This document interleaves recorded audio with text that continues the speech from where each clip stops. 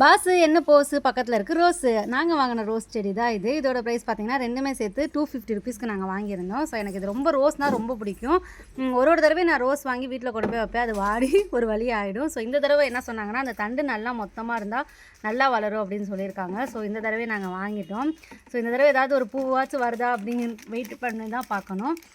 அப்புறம் என்ன friends, video பிடிச்சிருந்தா நம்ம சேனலை மறக்காமல் சப்ஸ்கிரைப் பண்ணிக்கோங்க.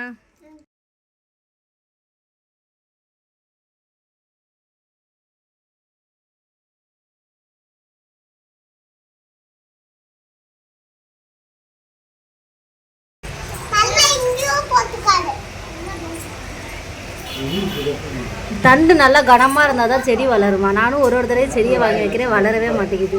ஸோ இந்த தடவை வந்து நல்லா ஒரு மரம் சைஸுக்கு வந்து நான் வந்து தண்டு வாங்கியிருக்கேன். இந்த தடவையாச்சும் வளருதான்னு பார்ப்போம். ஏம்மா